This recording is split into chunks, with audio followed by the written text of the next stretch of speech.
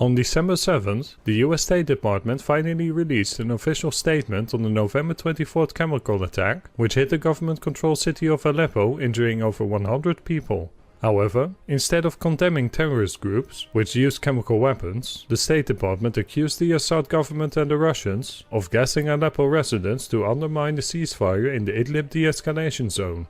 The statement is another example of doublethink widely employed by the US-led bloc in its diplomatic and media effort in the conflict. When an alleged chemical attack takes place in the government-held areas, the US also blames Assad.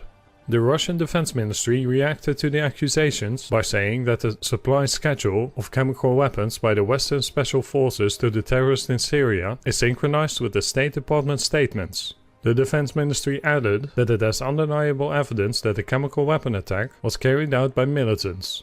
According to the Russian side, the US may have been using chemical weapons accusations against Russia and Syria to draw attention from its own war crimes in the area of Hajin in the Euphrates Valley.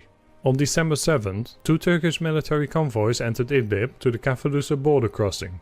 The convoys, which included several battle tanks, moved to Turkish observation posts in Murak and Shimugar in northern Hama.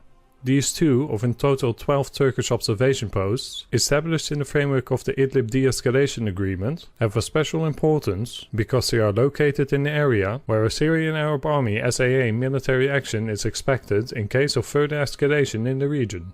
Sporadic clashes between the SAA and militants erupt in northern Hama on a constant basis. Over the past few days, the SAA has repelled several militant attacks.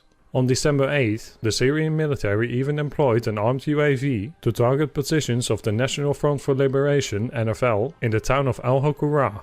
On December 8th, Mustafa Bakor, a spokesman for Jaish al-Izza, claimed that Iranian forces in northern Hama are raising Russian flags over their positions to protect themselves from Israeli bombardment.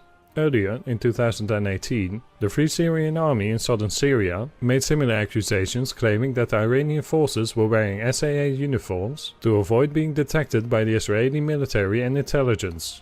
The Syrian Observatory of Human Rights reported that government forces had arrested 12 suspects during a recent operation against ISIS cells in western Daraa.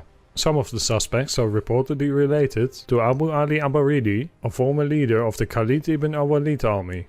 The ISIS-linked terrorist group was eliminated in July as a result of the joint operation by the SAA and former members of the Free Syrian Army. In Deir ez-Zor province, the US-backed Syrian Democratic Forces (SDF) continue their efforts against ISIS. Last weekend, SDF units backed up by US and French Special Operation Forces entered the town of Hajin and captured over half of it. The advance was reported by more than 100 airstrikes of the coalition. The ISIS-linked news agency Amaq claimed that ISIS members killed over 20 SDF members and destroyed at least 2 vehicles in the clashes. However, it appears that if the US-led forces really seek to capture Hajin, they will do this soon.